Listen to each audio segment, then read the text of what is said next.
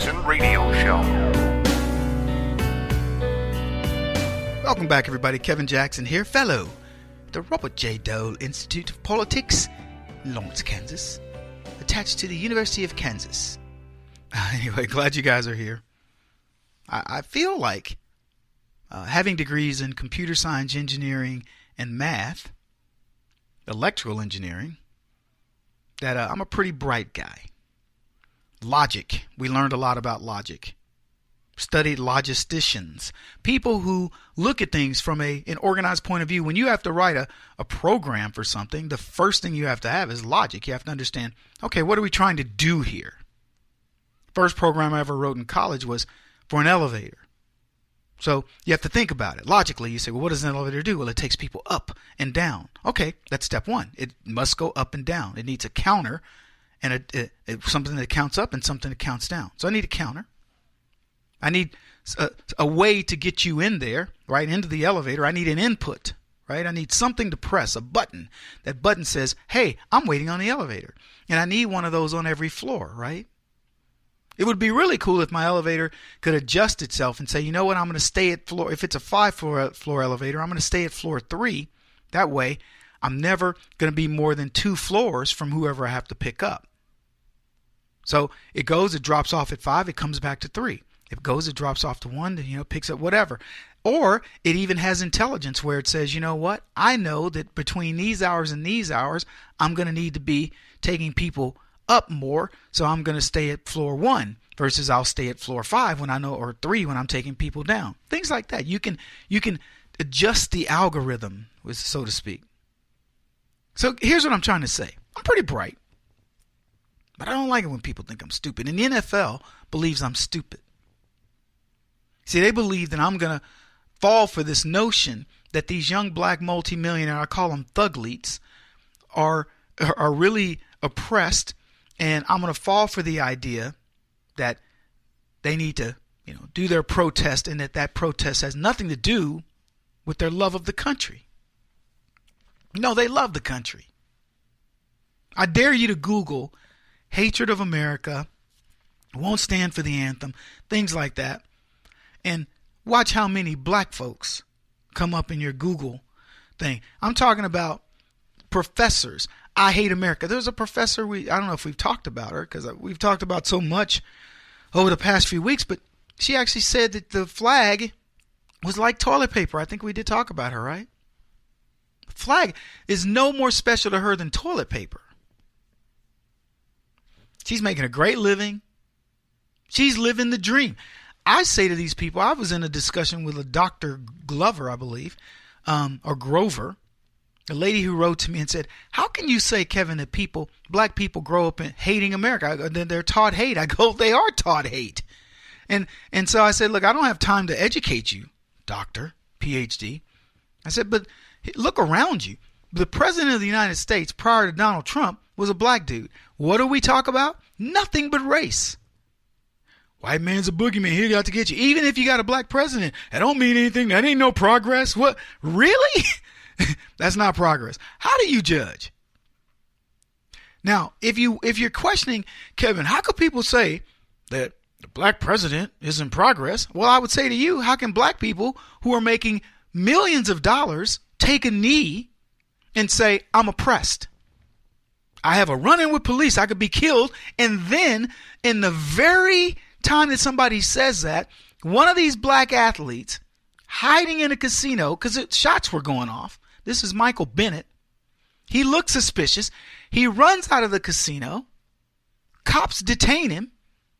And he says, it was racially motivated. No, it wasn't, fool. There was a shooting in a casino. He's hiding behind slot machines, rightfully so, because he thinks he doesn't want to get shot.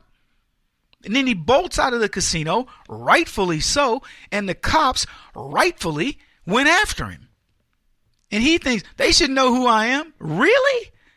You got to be pretty full of yourself to believe that law enforcement's let him go. That's Michael Bennett, defensive end or linebacker for the so-and-so. Leave him alone. There's another Negro to chase around here somewhere. They don't know. So Bennett's like, man, he says they targeted him. They certainly did. They targeted a person who was acting suspiciously and ran out of the casino where they were looking for somebody who had just shot people. If that's targeting, they doggone did target him. But here's the bigger issue is he survived. See, I actually tweeted to him and said, hey, Michael, you went through a harrowing experience. Wow, we're lucky to still have you. I wonder how you survived. Because we know how these cops, by the way, it was 2 Hispanic and 1 black, or 2 blacks and 1 Hispanic, whatever. It was minority cops that went after the guy. So, hey, Michael, how'd you survive it? Oh, because they were minorities?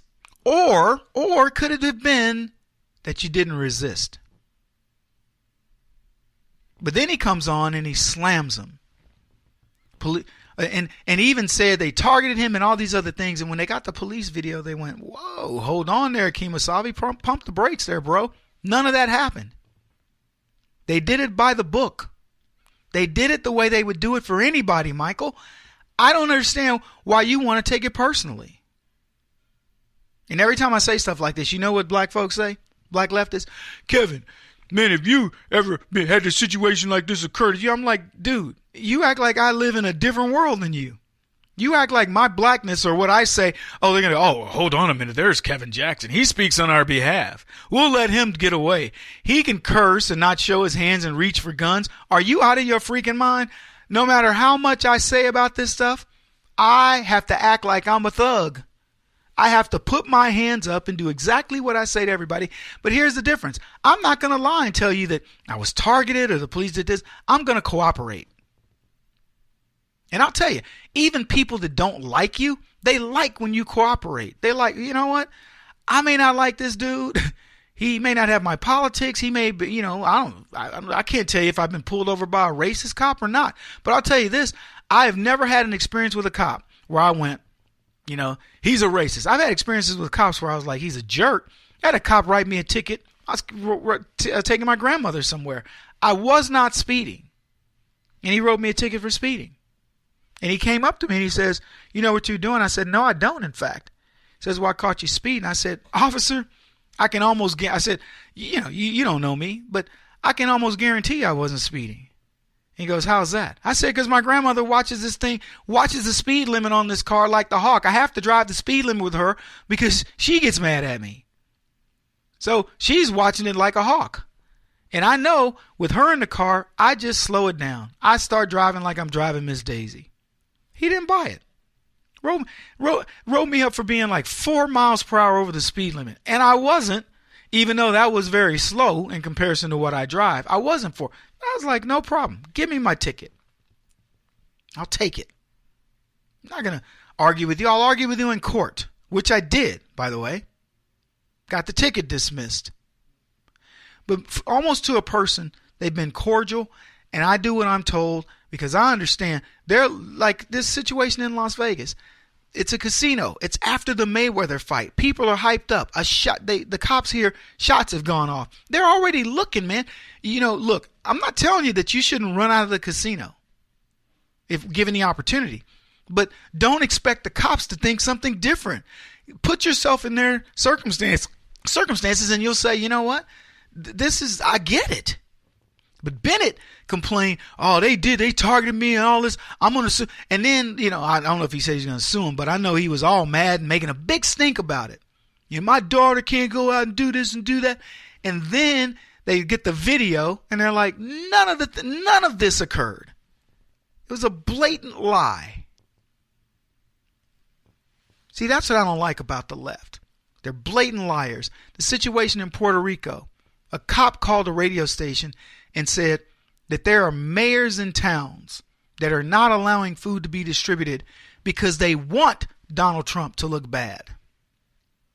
You guys heard the mayor of Puerto Rico, or mayor of San Juan, who said, hey, he's not doing this and he's not doing that. And she's got a shirt on that's been made up. Instead of worrying about her people, she's working with CNN and getting shirts made up.